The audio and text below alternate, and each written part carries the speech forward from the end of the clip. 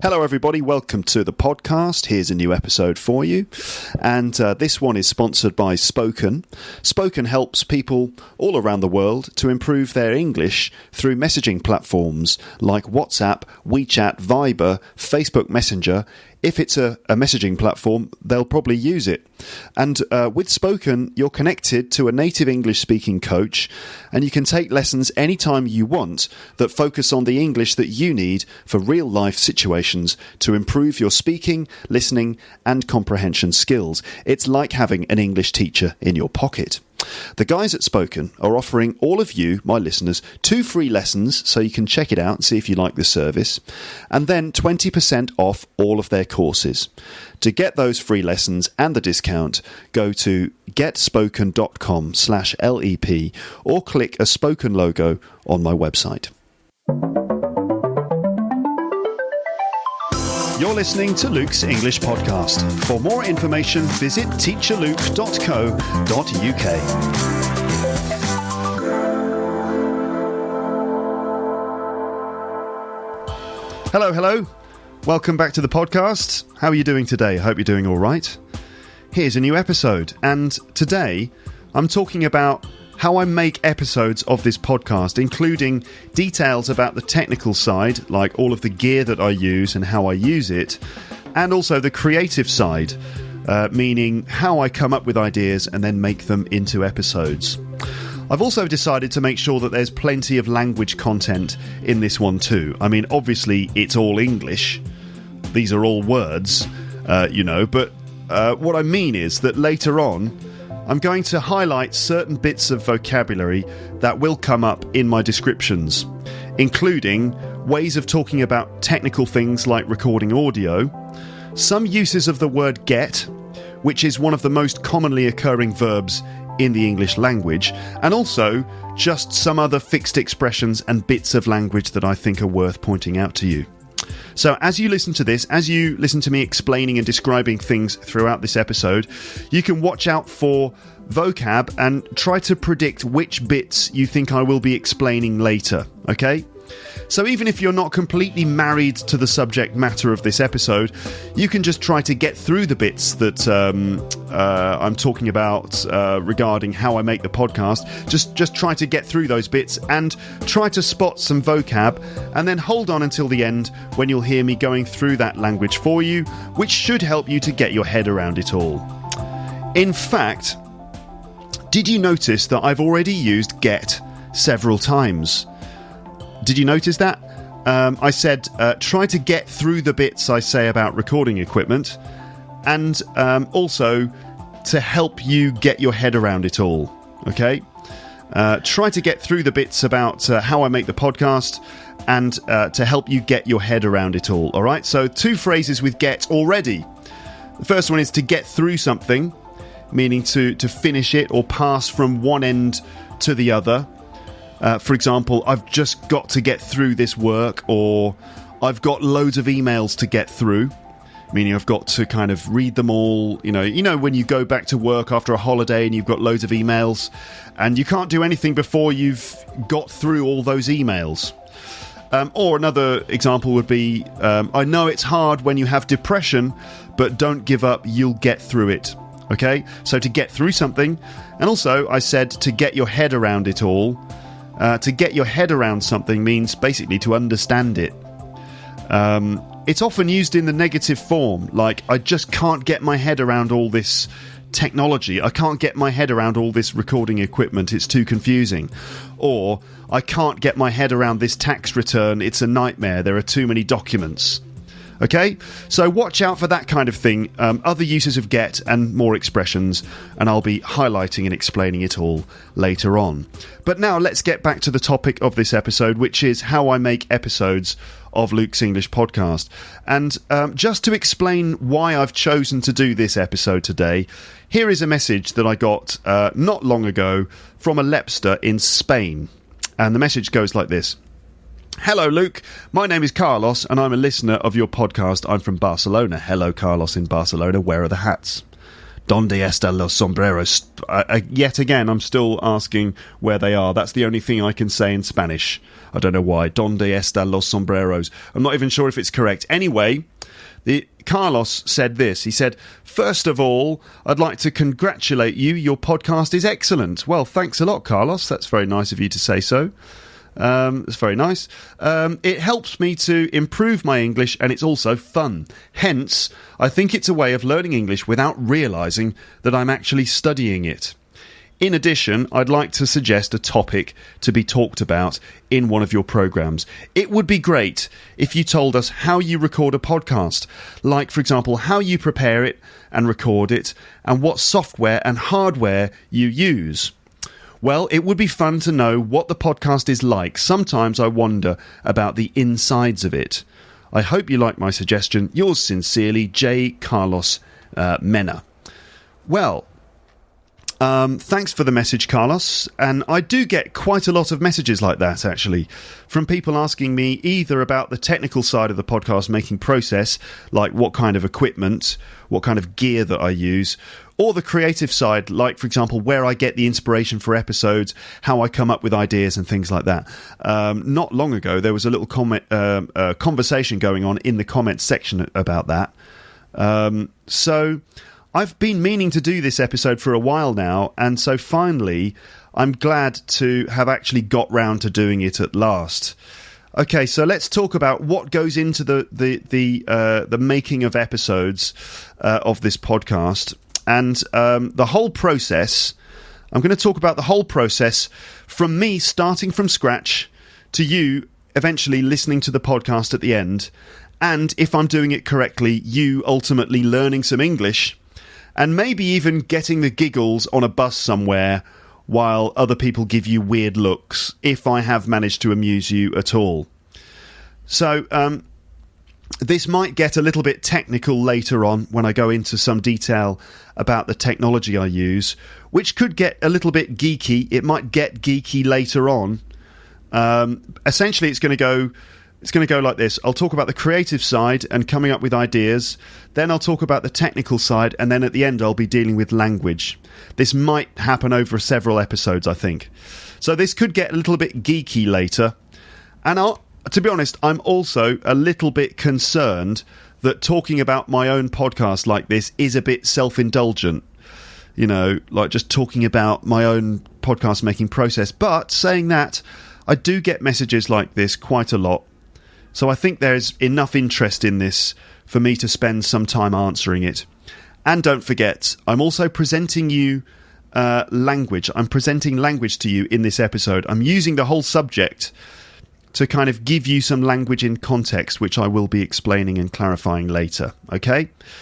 Also, this might be directly sort of useful to you. You might even be interested in setting up your own podcast for whatever reason, on whatever subject.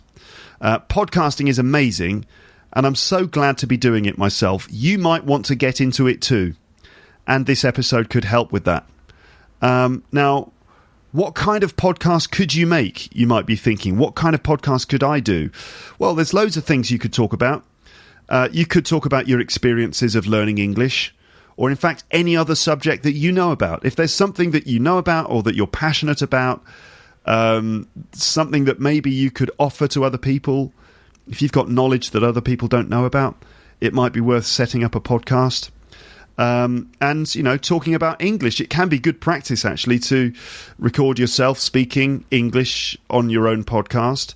There are other podcasters out there, like, for example, Zdenek Lucas from Zdenek's English Podcast, or Daniel Goodson from My Fluent Podcast, both of whom produce episodes in English about language learning and other things. I should probably give special mention to Zdenek, who's been doing his podcast for ages now, a little bit longer than Daniel. But Daniel also is obviously kind of working quite hard to produce episodes of his podcast too. So it's really cool that other people are doing it. Podcasting can also lead to some unexpected things. It can help you with your English, and also it can just open doors for you. Like, for example, Zdenek got a teaching job off the back of his podcast, for example. So I recommend it to everyone. I love podcasting. I'm a big advocate for podcasting. It can be good for your English and it can be good for your life in general. But where do you start? That's the thing. Where do you start? Well, in theory, it can be very easy to set up a podcast. You find a podcast host online, like, for example, the one that I use these days, which is libsyn.com, libsyn.com. You get some inspiration to record something. You record yourself talking. You turn it into an audio file. You then control your podcast settings and you get it published to iTunes and to other online services, and Bob's your uncle. Okay, that's the theory anyway. That's the theory.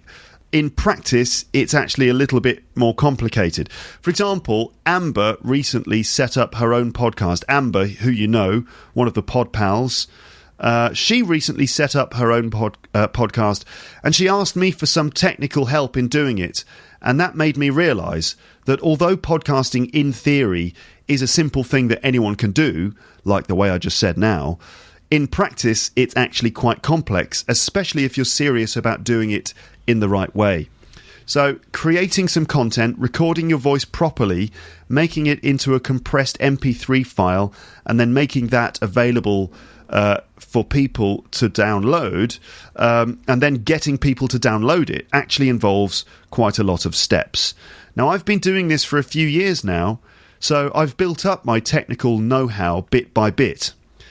It's just been a gradual process of kind of building up the know-how step by step. And it's only when Amber recently asked me for my help and my advice in setting up her podcast that I realised how much experience I have built up about this now. Now, when I talked to Amber, a lot of my advice just went straight over her head, just straight over her head, which is quite possibly what's going to happen in this episode with you. But ultimately, I think that I was able to give her some useful tips in setting up her podcast, which is available now, by the way, of course, at panampodcast.com. So I guess I do have quite a lot to share with you, and I hope that you find it interesting. It's not just the technical stuff, it's also the creative side, which is how to come up with ideas, how to get them across to an audience. And even if you're not interested in setting up a podcast of your own, I think actually you could apply quite a lot of my comments in this episode to other things that you might be doing, such as, for example, how to do presentations, public speaking, creative writing, blogging, or indeed any other kind of communication or creative work. Also, I'd like to say that, I'm not professing to be an expert or anything, and a lot of the time, when I'm doing this, I feel like I'm just feeling my way through the process, and just working it out as I go along. But I'm just telling you what I know, and hopefully you can take things from this and apply them to the things that you do. And if you aren't involved in any creative or technical work yourself, then I would say that your challenge is simply to try and see this from my point of view if you can, and also try and spot those bits of language like phrases with get. Now, I'd like you to just, at this point, to just put yourself in my shoes. Imagine yourself, right? Imagine that you want to record and publish some episodes of a podcast on a topic that you know about or that you're really enthusiastic about. Okay? You want to do it. You've decided, okay, I'm going to sort of start my own podcast. How exactly would you do it? Put yourself in my shoes, and it might help you to keep up with all of the technical stuff that you're going to hear later. So this episode is basically now a podcast about podcasting. And by the way, there are some people out there who make their living from doing just that. Podcasting about podcasting, giving advice on everything relating to making podcasts. Podcasting is a big industry now. I think it's bigger than radio, or it's definitely going to be bigger than radio. It's certainly growing much faster than radio, which is on a steady downward trend. Like, podcasting has been on an upward trend over the last 5 to 10 years, whereas radio is, if anything, it's just plateaued or maybe even on a downward trend. So podcasting has become one of the most well-established forms of media these days, even though not many people talk about it. Everyone talks about YouTube and Instagram and Twitter and Snapchat and stuff like that, but podcasts are like the ninjas of media. They're like media ninjas. And media ninjas, that's actually a pretty good name for a podcast, I think. Can you imagine that? Hi, you're listening to the Media Ninjas podcast, where we efficiently slice through the media this week. You could set up Media Ninjas if you want to. Anyway, podcasting is big and it's great. And one of the most well-established podcasters on the internet is a guy called Cliff Ravenscraft, who's also known as the Podcast Answer Man. He's worth listening to if you're interested in setting up your own podcast. He's got lots of tips and advice, and it just shows how much work is involved. So check out the Cliff Ravenscraft show, or simply Google Podcast Answer Man, and you'll see an example of someone who is making their living just from podcasting about podcasting. That's how big it is these days. So what is the podcast making process? Well, here are a few different aspects of the process of making a podcast, okay? A few different aspects. First of all, there's the creative process, which is basically how you come up with ideas and then turn them into content. There's the performance process, which is how you actually bring those ideas to life in a convincing and enjoyable way, like how you actually talk or communicate or perform your ideas in the right way when you're recording and then get the right results. This is how to actually get the message across and talk while recording. Basically, I'm talking about presenting skills or performing skills. I do think it's a kind of performance, even though the goal of doing this is to sound natural, like it's not a performance, it's still a performance, which is a bit weird. The idea is you want to try and come across like you're just talking like a normal person, being all natural, but that's actually quite difficult to do. So in a sense, you have to practice and learn how to perform being normal. Okay? So there's the performance process. And then also there's the technical process, which is all the gear that you use to record your voice, how you make it sound half decent, and then get it online, you know, how to get those files online. And then there's a marketing process, like how to get people to know about what you're doing and how to get people to listen. There's the monetizing process as well, which is how to make sure that you're not losing money by doing this and how it can support you like a job, possibly, so that you can keep doing it. That's certainly true for my case. I want to keep doing this because it's lots of fun. So finding ways of monetizing it is kind of essential. If I can't monetize it, then I probably won't be doing it. And then also there's things like the strategic process, which is the long-term plans for the podcast in terms of what kind of episodes I'm going to upload and what I'm going to do with the podcast long-term. What's the long-term strategy? So there's a hell of a lot that goes into doing it. I'm hoping to cover most of these things here to some extent. I think that it's going to be more than one episode, but I promise to do my best to keep it interesting, okay? I'm going to do my best to keep it interesting. And don't forget the language as well. Have you noticed any more uses of get yet? Have you noticed any juicy bits of language that you'd like me to clarify? Well, keep your ears open. There will be more, and it will be explained later on. I'm doing that because I want you to get used to noticing different bits of language. I want you to get the hang of noticing language, and I want you to be able to get the most out of these episodes. All right? So let's keep going. Let's get started properly. Let's get on with it. Let's get down to business. And talking about this podcast, there are a few different types of episode that I do, and each type of episode requires a slightly different process. So there are basically episodes where I'm on my own and episodes with other people, okay? So starting with episodes on my own, here are a few different sort of types of episode when it's just me. So there are episodes where I'm just rambling with absolutely no preparation, just talking completely off the top of my head on the spur of the moment. Then there are episodes where I'm rambling with some notes to guide me. This means that I've done a bit of preparation before, and I just kind of write a few notes to give me guidance, and then I press the record button and start speaking using those notes to just guide me through. Then there are episodes with a partial script, which I've written in advance, and which is the basis of the episode, but I kind of go off script quite a lot too. So kind of partly scripted, partly improvised. I try not to write scripts too often because I think episodes are best when they're improvised. If you're just talking sort of spontaneously, I think it makes it sound a bit more natural.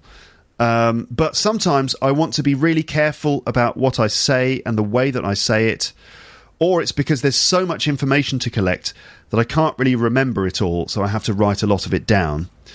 And then there are episodes which are completely written in advance. Every single word is written down and then read out word for word. And to be honest, it's quite rare that I write down every single word before I record. This hardly ever happens, to be honest. And so that's episodes where I'm on my own. And then there are episodes with other people. Like, for example, a one-to-one interview or a chat with a couple of people like Amber and Paul. So either me and one person, one-to-one, or with multiple guests. Okay? So in those kinds of episodes, I have to prepare some questions or prepare tasks or activities. And just sort of prepare those things like questions, tasks, or activities. But everything else is spontaneous. Often I have to prepare the person I'm talking to a little bit. Like I tell them what kind of thing I usually talk about on the podcast. I might tell them where my audience is from, how they should approach the recording and stuff like that. They need to know that they're talking to people who, don't speak English as a first language, and they might not know a lot of the cultural references and things. It might be necessary to explain things. Generally, I tell people that they should just relax and be themselves because I'm trying to capture sort of authentic, natural English. But they should remember that they're talking to an international audience, so it might be necessary to explain a few things, particularly cultural references that you, the audience, might not be aware of. I try not to sort of speak really slowly and slow it all down. Now, that's a kind of interesting point, I think, because to an extent, as a teacher, right, if you're talking to a class full of students, it may be necessary to grade your English, okay? But I think that we need to be careful as teachers about doing that too much. If we're grading our English too much, making it too easy, on one hand, that's good because everyone can understand everything and it's very good for your confidence and you can notice language more easily. But then on the other hand, it's not necessarily preparing people for the kind of English that they're going to come across in the real world. So I'm of the opinion that there's a balance to be struck, that you try and speak clearly and try and communicate really clearly, but try not to speak too slowly, So it's kind of a balance between the two. Now, the amount of preparation that I do before having a guest on the podcast depends entirely on the guest, really. With someone like David Crystal, it was necessary to do loads of preparation in advance because he's like a VIP guest. And his time is especially precious. And also, there is specific information I want to get from someone like that. So with David Crystal, it's like all of his knowledge and his experience and the things he knows about language. So with him, it was necessary to prepare a lot more, like to read up on his recent work and make sure that I asked him about some of his recent projects and stuff like that. But with other guests like my friends who I invite on because we just want to have a fun chat for you to listen to, there's not that much preparation that I can do. In fact, if you get too focused on controlling everything, then it can spoil the spirit of the recording. And, if you're trying to control the content too much when you've got other people there, it can actually stifle things. So often it's best to just try and let the conversation go where it wants to go rather than trying to control it all.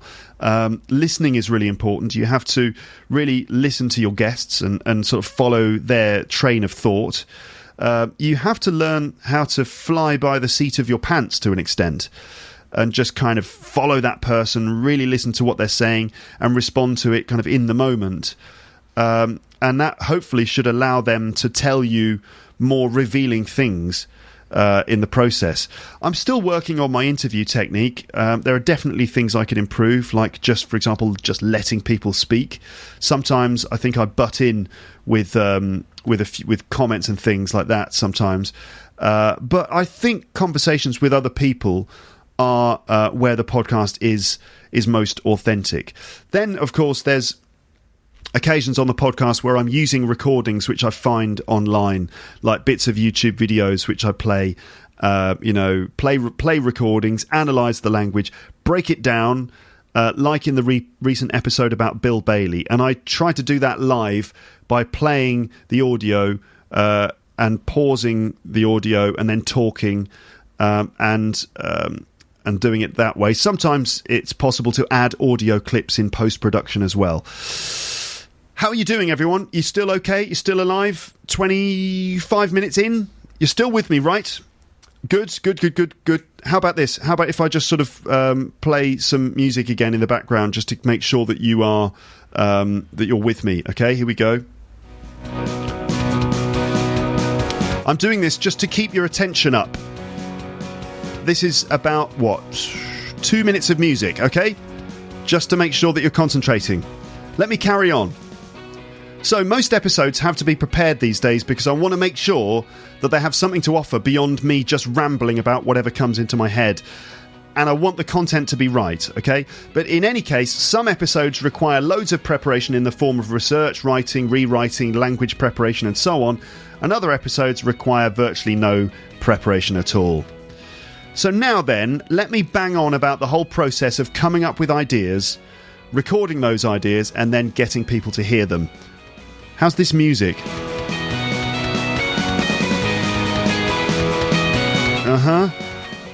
That sounds like the most... It's like the most random band. This is actually music that I get from a website called... Oh, what's it called now? Hold on. Duke Deck. That's it, Duke Deck. Duke Deck's pretty interesting because they make like background music and they use like algorithms to do it. So that music that you were hearing there, it's just created by software. So that's not made by a human. That's rock music made by a robot. And, I mean, it's quite obvious that it's made by a robot, don't you think? If you actually listen to it, it sounds a bit kind of meandering and random, as if there isn't actually a human, like actually a human person making it. It's just weird, random stuff that sounds vaguely like rock music.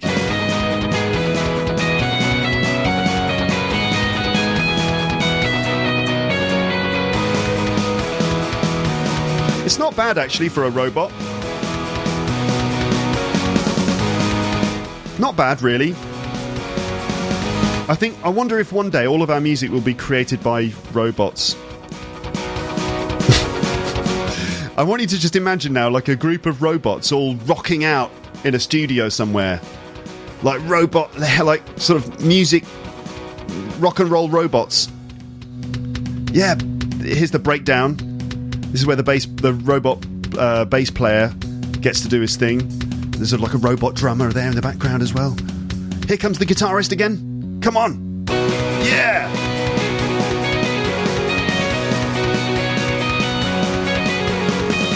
These robots know how to rock. Let's see if they can end the song properly, because like when you're in a band, one of the most difficult things is to end the song in the right way. Sometimes the song just sort of falls apart at the end. Let's see if these robots are capable of ending the song in an awesome way. Come on, robots.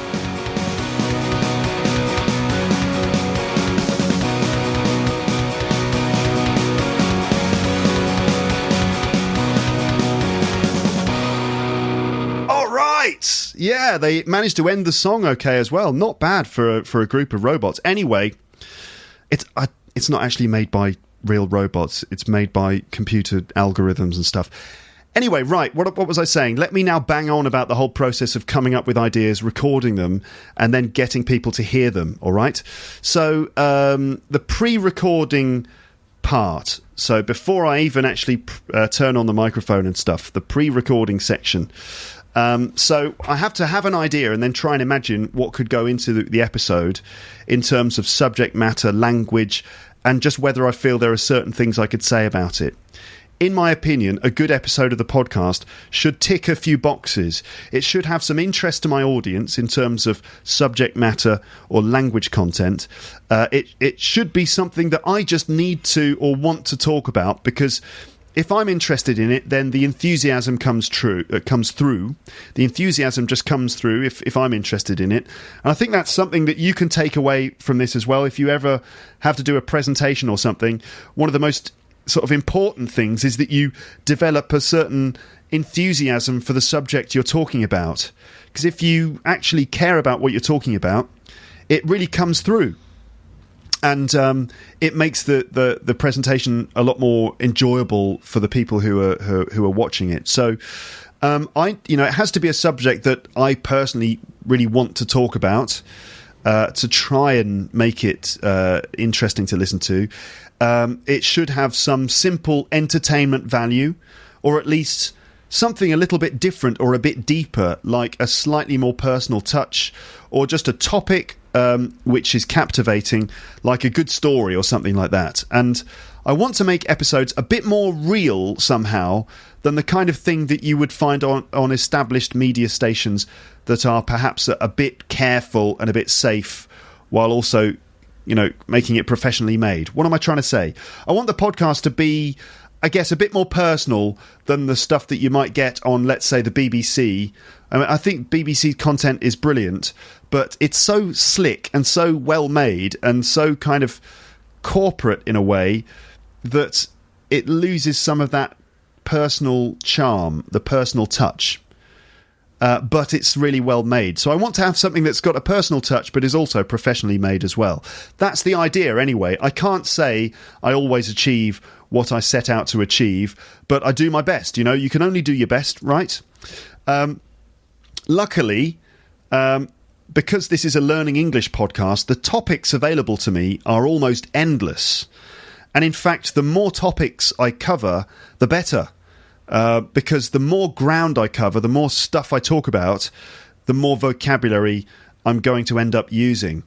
So I happen to be pretty interested in most things, and I hope that you, my audience, is also interested in a wide range of things.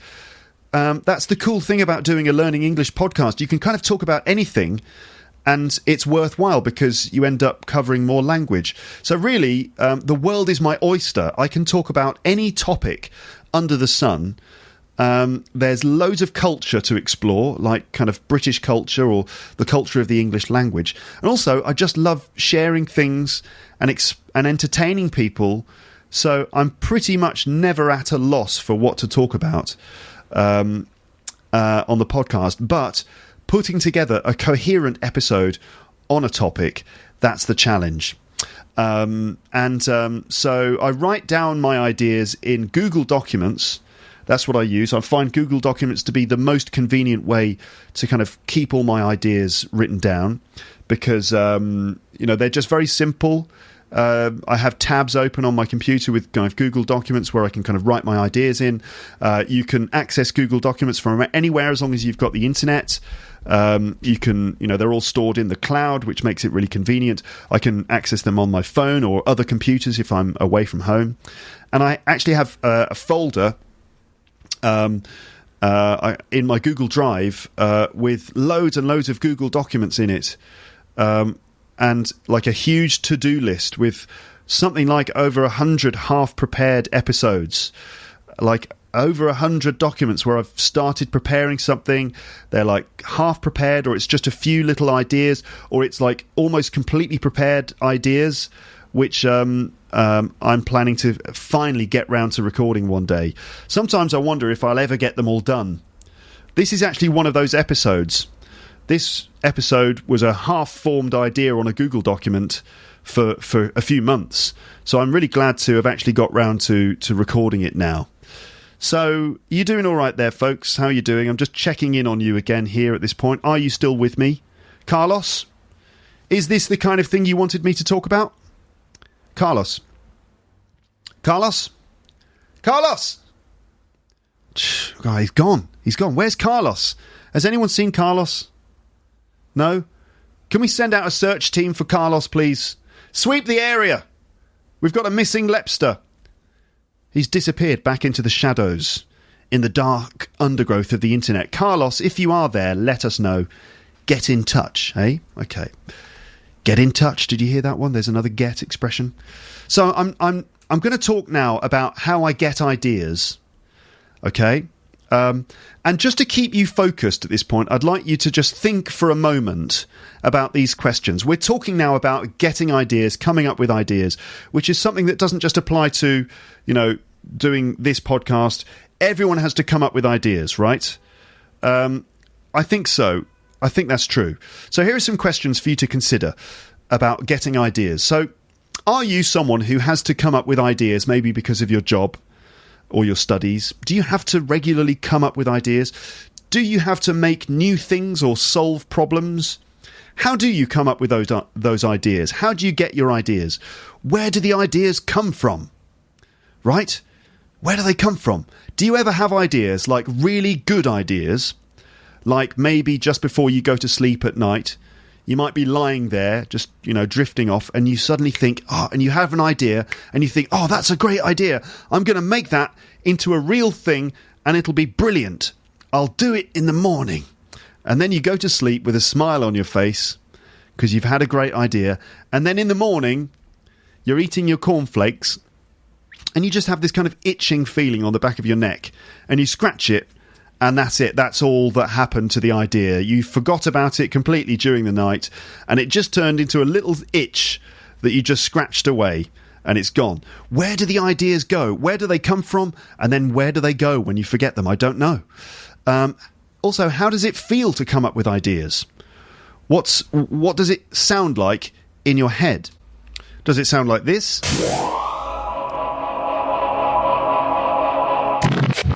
Or this?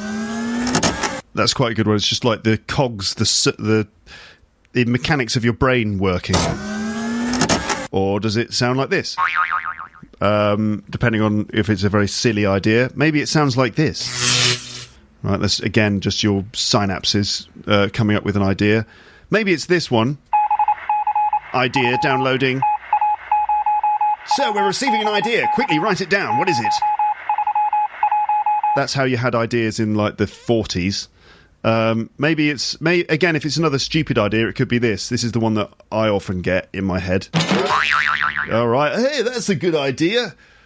This is my favourite one, though. It sounds like my doorbell, to be honest. Delivery for Mr. Thompson. Oh, yes, great. What is it? It's an idea. Oh, fantastic. Thank you very much. Anyway, the point is, those are just a few questions to get you thinking about coming up with ideas. So, how do I get my ideas? Well, probably like everyone else, I expect. My ideas tend to come when I'm just walking around or sitting on the bus, and ideas just come, especially after I've been teaching, it seems. When I'm walking home from school, because I've been thinking about my students and the kinds of things that they respond to, what they need to do or what they need to learn. And then the ideas come on the back of that kind of thing. But sometimes the ideas are just already in there, waiting to come out. And you just have to stop and let them arrive. Like you just have to just get rid of all the distractions and let the ideas come to the surface. Admittedly, sometimes they're terrible ideas. And I eventually realise that it's a terrible idea. And I go, oh, God, that's a load of old rubbish. Like, whatever it is, I don't know, like a podcast about slugs. That's ridiculous. It'll never work. By the way, slugs are like snails, but with no shell. Right? You know what I mean? Yeah, we all know what snails are, because they're so special, because they have shells on their back. Like, oh, look, it's carrying around its own house really slowly on its own back. How clever. In France, they go, yum, let's cover it in garlic and butter and eat it. Yum, yum, yum. But everyone knows what a snail is, but no one gives a damn about the slug, do they? You know why not? No shell. It's basically the same thing. It's just got no shell on the top, and as a result, people just don't care about the slug. Now, what I just said there, that is just a taste of what a whole podcast about slugs would be like. I think you can agree it would be a terrible idea, wouldn't it? Unless you quite like that. I don't know, maybe you enjoyed the bit about slugs there. In that case, well, maybe I could do a slug-based episode of the podcast at some point. But anyway, the point is, I think that we all have ideas, and we just have to be prepared to listen to them and give them a chance, and then ultimately reject them. But at least give them a slight chance. I mean, you know, you don't have to reject them, but the idea is that, you know, if you just kind of like give your ideas a chance, you'll get lots of them. Oh, can you hear that? Can you hear that?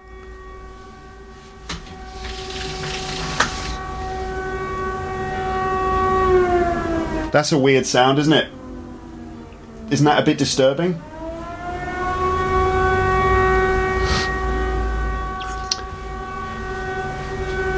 On the first Wednesday of every month in Paris, they test the air raid sirens. Has this ever happened on the podcast before? I don't know. But on the first Wednesday of every month, they test the air raid sirens for I guess about a minute. Which is quite scary. When I first moved here, I didn't realise that it was a test, and I was like, oh my god, what's going on?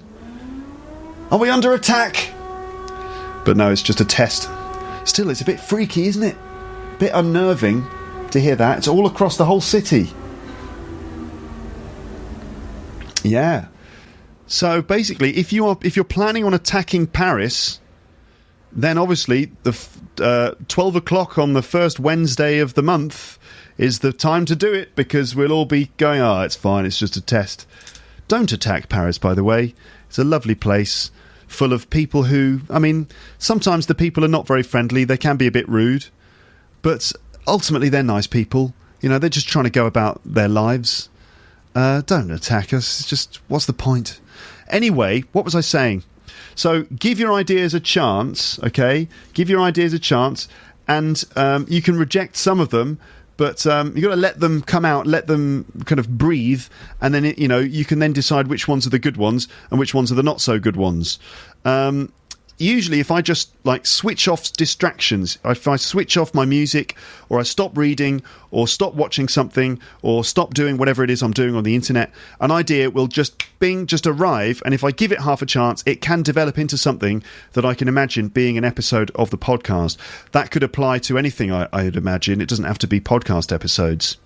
Also, when I'm browsing the internet, I notice things, and I get ideas like that. I get messages from listeners. And I can sense what they're into, and sometimes I get specific requests from listeners which I can immediately picture as an episode of the podcast. Like someone will, you know, ask me a question or just send me something, and I'll be like, that's great, that could make a good episode. Also, I get lots of ideas from my wife with little interesting articles that she thinks I might be interested in, and stuff that she's found online. Honestly, I think she just gets distracted at work, and she ends up like sending me like articles and things like that. But it's often a very good starting point for an episode of the podcast. Also, I'm just trying to use my teacher's intuition to pick things which will probably appeal to my audience. By teacher's intuition, what I mean is just the feeling that I've picked up from teaching for quite a long time, and just getting a sense of what works with learners of English. Again, I'm sure I don't get it right every time, and I'm sure that some episodes that I do aren't that appealing to people, and some things that I'm sure will be a hit seem to get quite a muted response. But I think that in the end, the first rule in this kind of thing is to try and please yourself. Now, I know that sounds a bit selfish, like you should just care about, you know, yourself, but what I mean is that you should have your own standards, and don't be afraid to follow them. Right? You know, set your own standards and don't be afraid to follow those. Although you should be listening to what other people want and what they request, ultimately you should follow your own instinct, and that will give your work some originality, I think. But you should never be too satisfied in your own work, because there's always room for improvement. A piece of work is never completed, it's just abandoned. You never really complete something to a satisfying degree. You know, you never get to a point where you're like, that's it, my masterpiece is finished. Instead, it's never finished. You just, at one point, you just have to decide to let it go. And it does feel like that most of the time. Sometimes you just have to bite the bullet and just go for it. You should also, I think, take criticism with both praise. No, that's not what I'm saying. You should take criticism and praise with a pinch of salt, right? If you believe all of the praise that you get, if people say, oh, that was brilliant, blah, blah, blah, you're wonderful. If you believe all the praise, it'll just go to your head. And then ultimately you're just setting yourself up for a fall. So don't believe the hype. Don't believe your own hype too much. But also, if you think too much about the criticism that you get, it'll kill your confidence. So you just have to kind of trust your own instincts in the end and try to keep the standard high based on your own criteria. And always just dig a little bit deeper, try to go the extra mile in every way that you can. Listen to me talking like I really know what I'm doing, like laying down some wisdom like Yoda or something, you know. I don't pretend to be a master at this at all. I'm just telling you what I know, all right? How do I note down my ideas? I know that's what you're thinking. You're thinking, this is all very good, Luke, but how do you actually note your ideas down? Well, I tend to use Google Documents, as I said before, or if I'm outside, I'm on the go, if I'm on the bus, sometimes I'll just text myself. I'll write a text message to myself, or I'll keep a note in the Notes application on my phone. And then at home, when I get home, I collect all those ideas and just stick them into Google Documents. Sometimes I find scribbled notes on paper in my back pockets. I have like loads of little bits of paper. That's usually where I get the comedy ideas. So if I'm out and I'm maybe at a gig and it's like a few minutes before I'm due to go on stage, or maybe after I've been on stage, and I've got ideas of ways that I could have improved what I did, I will scribble them down on bits of paper, or I'll have a little pad in my back pocket. The Japanese shop Muji is really good for little pads that fit in your back pocket. So sometimes I will scribble things down on bits of paper, put them in my pocket, and later on I'll find them. Sometimes I put my jeans through the wash, and then I find all this kind of like this mess of like sort of destroyed paper that's been through the washing machine. It's like, oh my God, how many ideas were lost in these jeans? But I tend to collect all my bits of paper, and I've actually got a folder here. I've got a folder here in one of my drawers with loads of bits of paper in it. And all these little bits of paper and ideas for things I want to turn into episodes of the podcast. Like, for example, a couple of years ago, I took French lessons in a language school here in Paris. And during the lessons, I was writing down notes in French on one side of the pad, and then at the back of the notebook, I was writing down all these other things in English.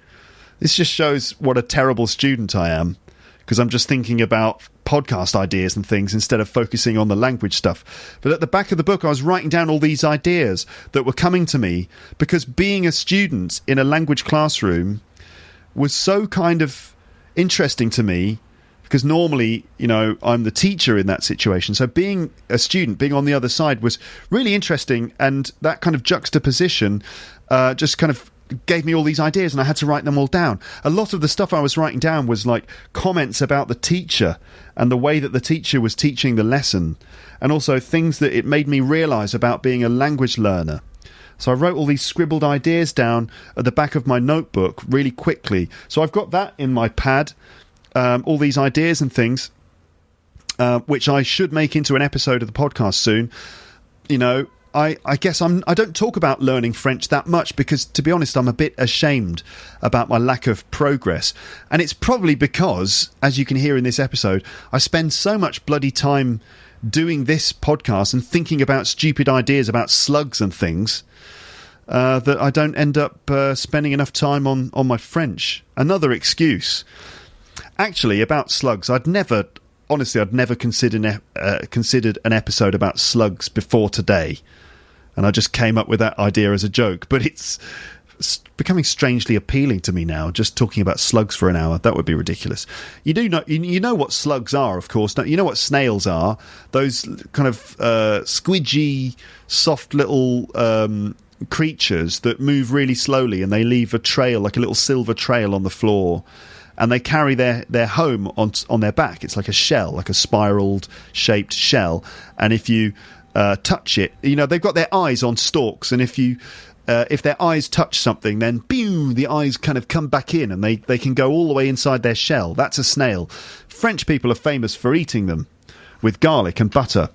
But also there are slugs, and slugs are basically like, as far as I can tell, they're like snails but without the shell. So they're kind of low rent snail, essentially.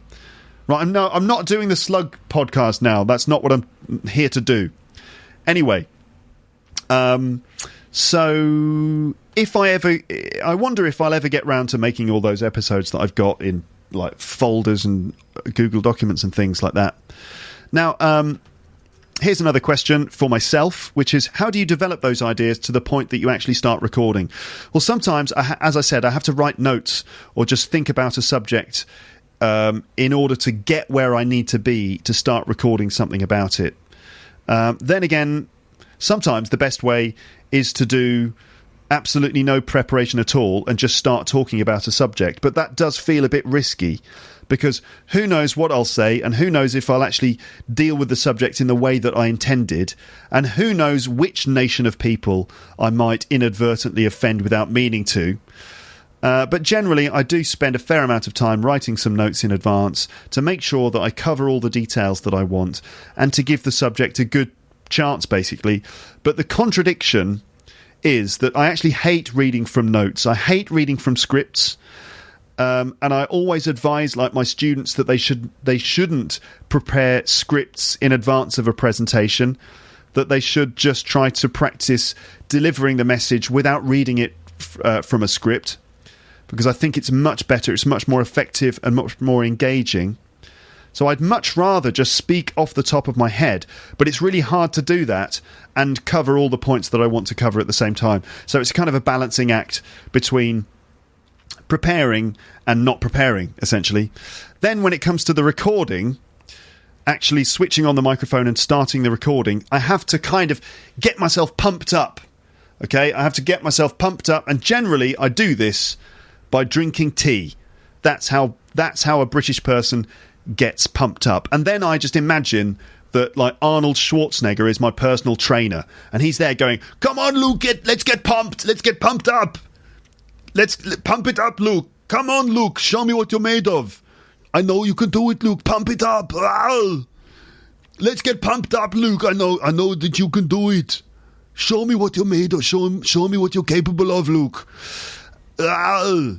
And I'm like, "All right, Arnold, I'll just put the kettle on." "Okay, Luke, put the kettle on, Luke. Put the kettle on. Make the tea. Show me what you're made of." So I get pumped up, and then I start recording, and I try to be loose and natural and normal. I try to be normal. That's right. I have to try to be normal, because it's actually more difficult than you might think to just sound normal rather than sound all weird, you know? Like, as soon as you start recording and you become self-conscious and you start thinking, "Oh, people are going to listen to this," then you get all kind of awkward and weird. Try it yourself. Imagine you're a presenter of like a radio show or something, and you've got to do your own radio show. How can you start the show without it sounding all fake and weird? It's actually quite hard. You end up sort of sounding like a cliched radio guy. "Hi, you're listening to the Drive Time Show with Luke Thompson. Today we're talking about phrasal verbs." You know, you end up kind of doing that, which is how so many radio DJs speak. Or you end up sounding like some sort of weird robot. "Hello, and today on the podcast, I'm going to talk about phrasal verbs and this," you know. So it's actually kind of weird. It's difficult to get natural. You have to just try to get into the right frame of mind. I have to remember that there's a person, or, well, hopefully more than just a person, people listening on the other end. I have to remember that at all times. There's a human being, or hopefully a number of human beings on the other end. And I don't just mean Agent Smith from the NSA, or the robot, software algorithms that they employ to monitor my podcast. I wonder if those robot algorithms are mates with the people who make that music I was doing earlier on. I wonder. I'm going to play some more of that music later because I quite like checking out the way that algorithms make music. Anyway, I have to try and remember that there are actually human people listening on the other end. Because if I don't, then sometimes my concentration drifts, and if that's happening, then probably the listener's concentration.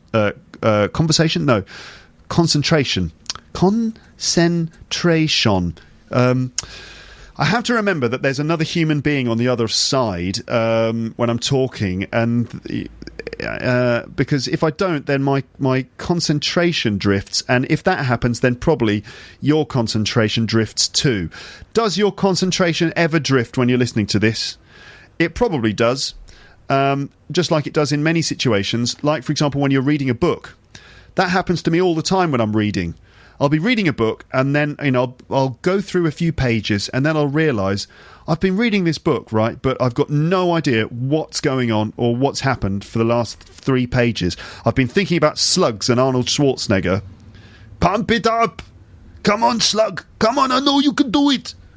Come on, slug, show me what you're made of! Anyway...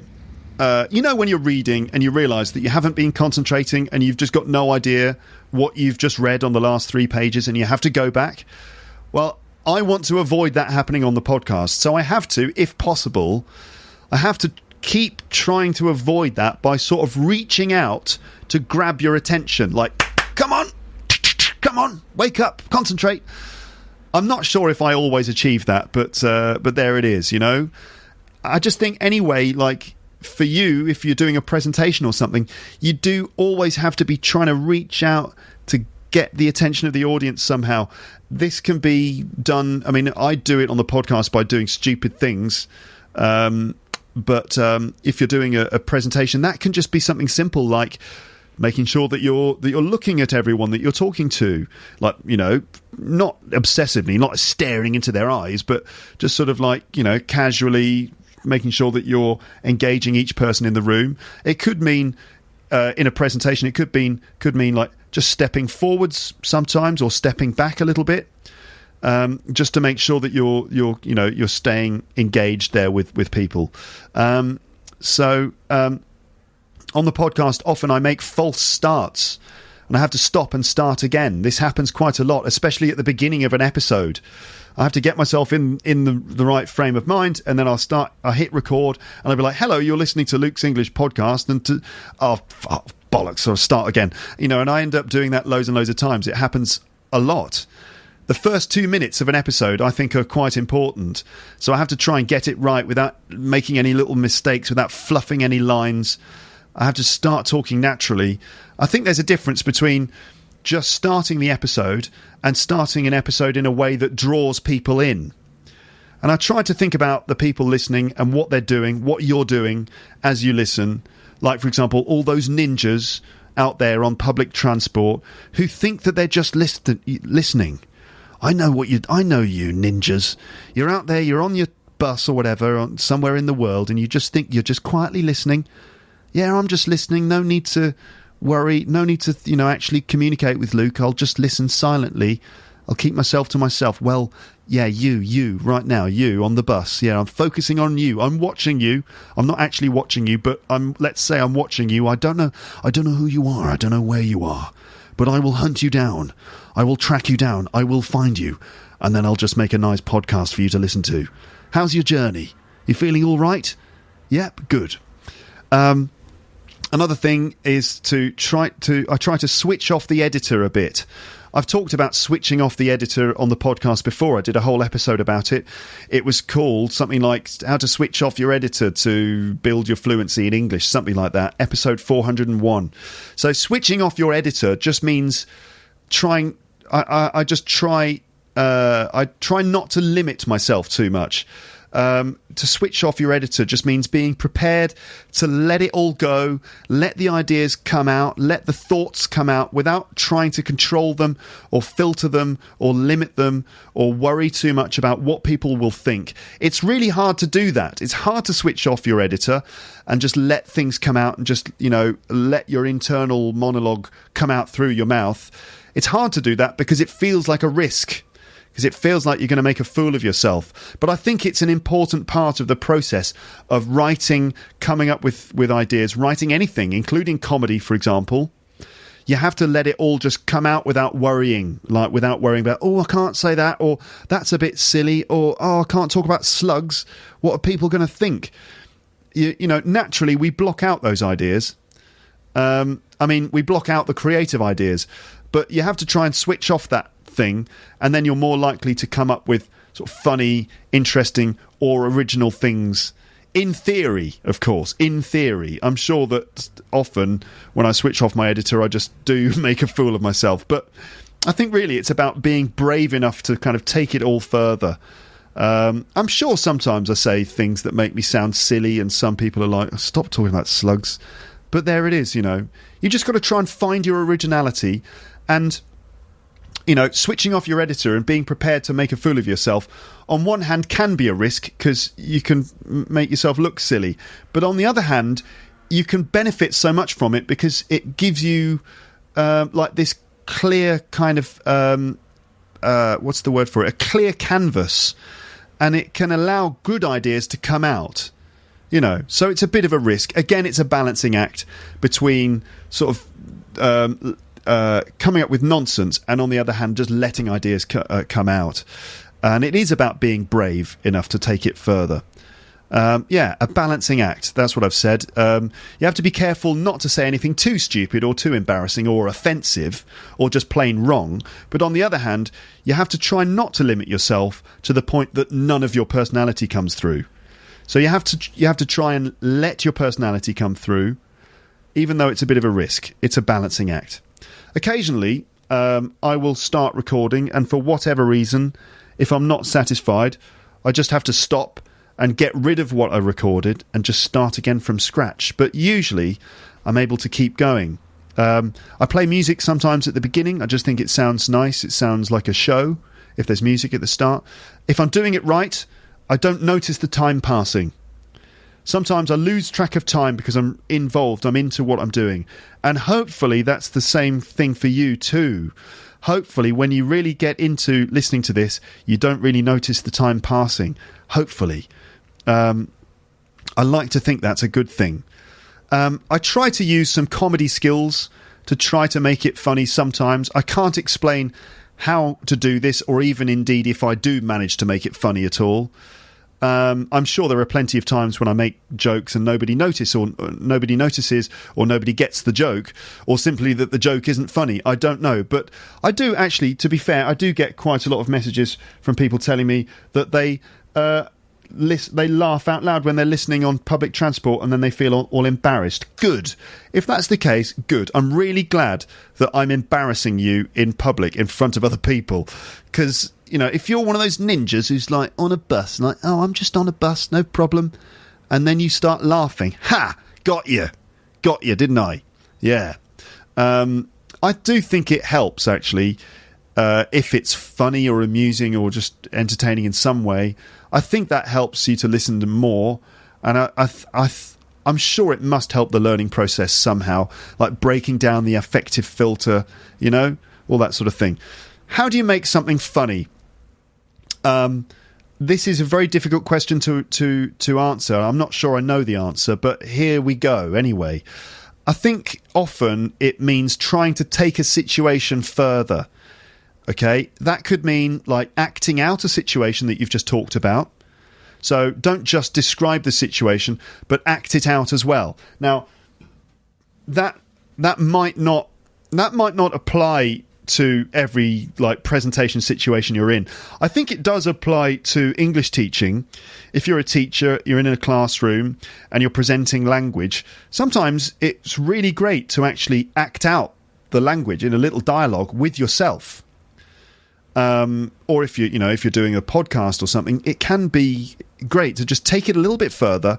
Instead of describing language, you actually demonstrate that language. It's really the concept of show, don't tell, which is a well-known concept in communication. And the idea is that you shouldn't just describe something, you should actually show that thing. And it's true in movies as well, like storytelling in movies. Instead of just having a character describing something that happened, you actually show it happening. In comedy, instead of describing a situation, you actually act out that situation. You show, you don't tell. So, for example, if you're talking about how British weeple,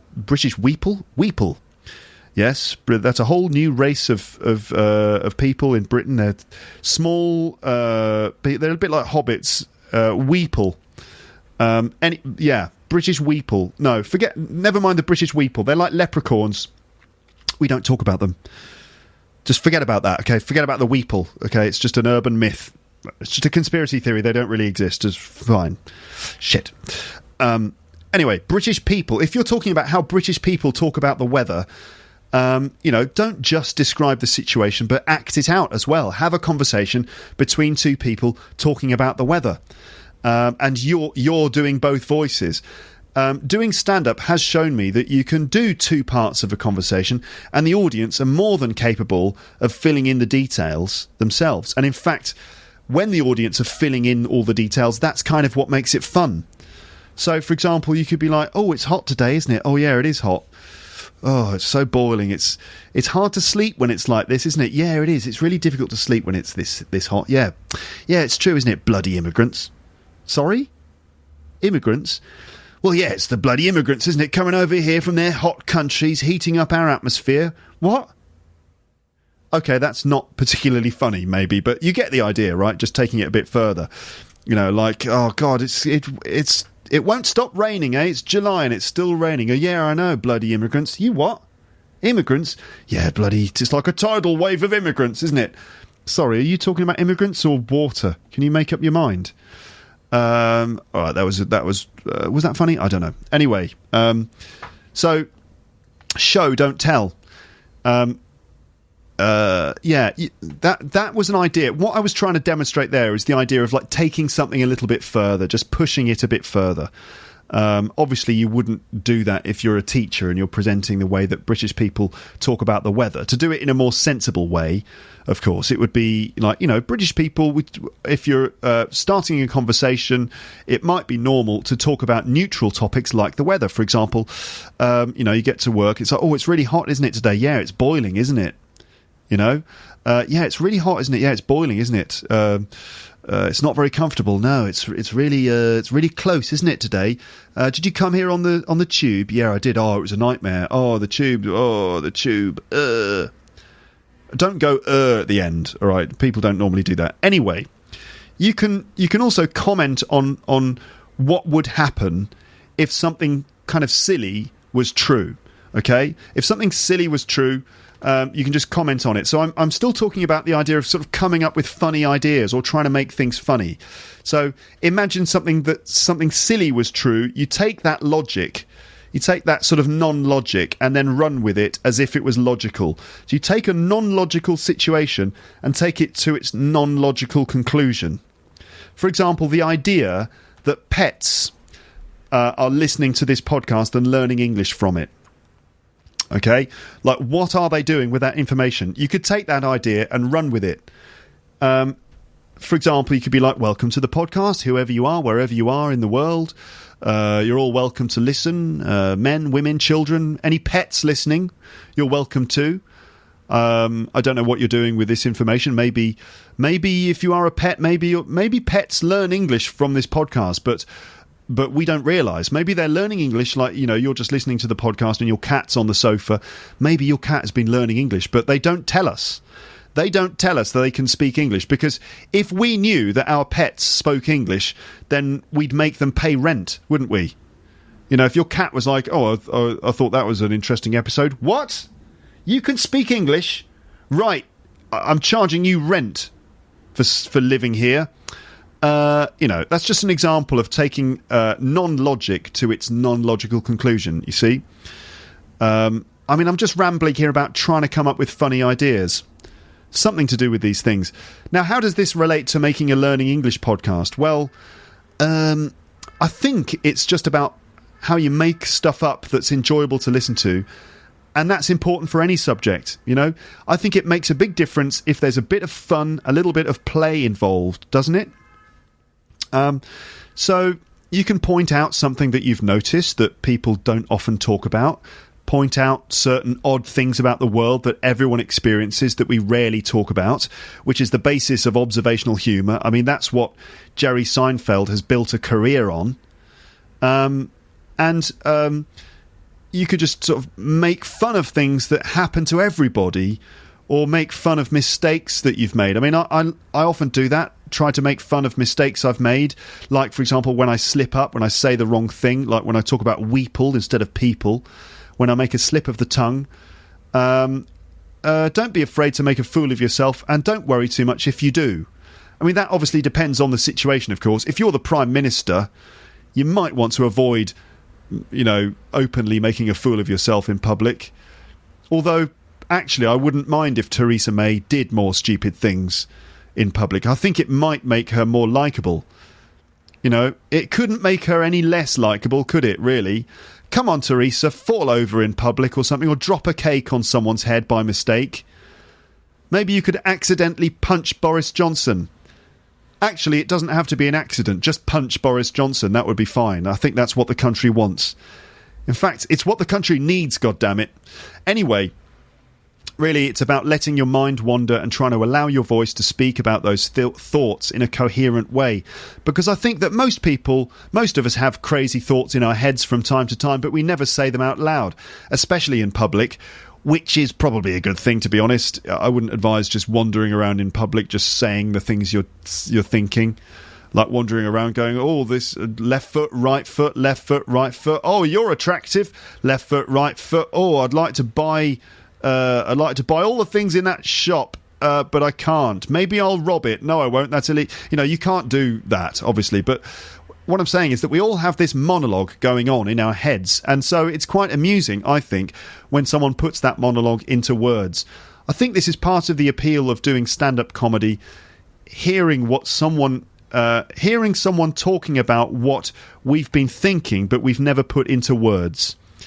I don't know, maybe I'm wrong. Essentially, what I'm talking about, making your stuff entertaining. You know, what do you think? What do you think makes something entertaining? It's a bit of a mystery, isn't it, really?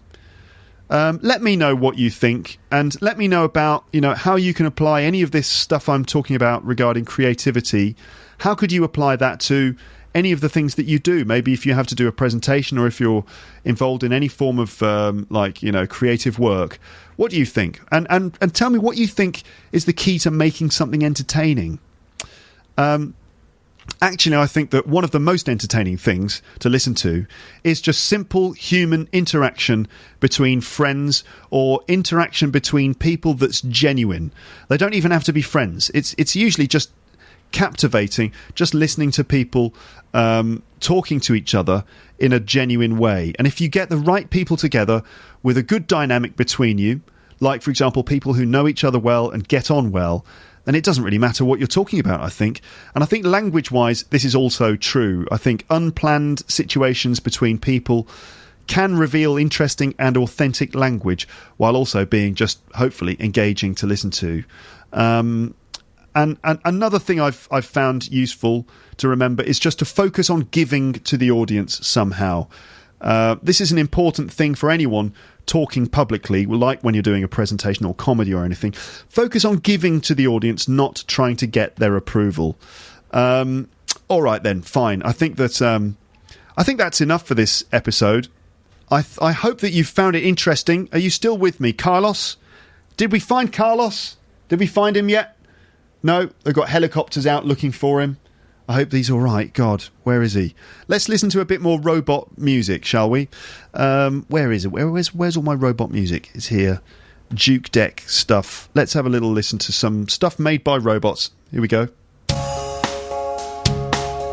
So with this website, jukedeck.com, I think, you kind of like set your parameters. Like, I want like a kind of rock tune, or I want a lounge tune, or ambient, or drum and bass. You set the instruments you want, the length of the piece of music you want, and then you just hit enter and it produces something. The robots, the like artificial intelligence, gets in the studio and they come up with this, and it's like inspirational music made by computers. It's strangely effective.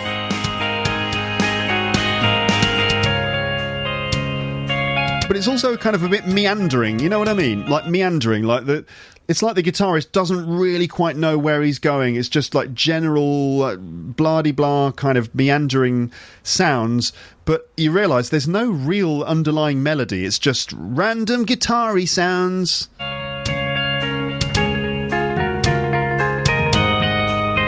Where's the melody gonna go next? We don't know.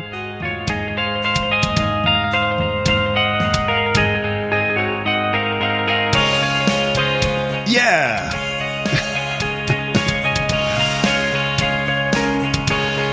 Those robots have got soul.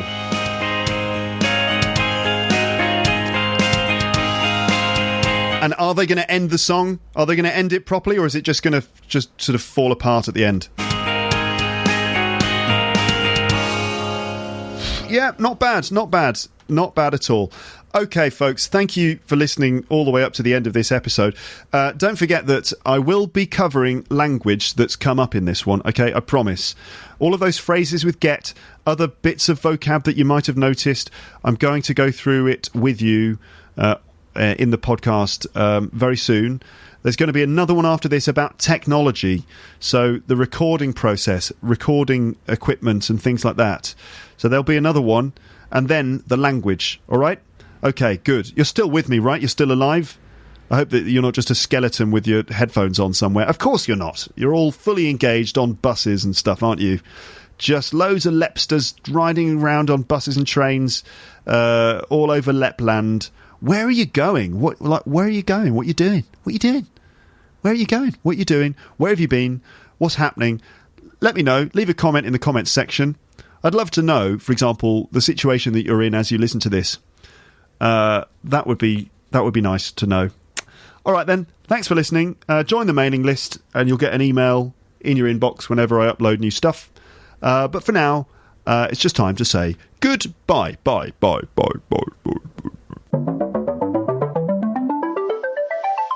Thanks for listening to Luke's English Podcast. For more information, visit teacherluke.co.uk.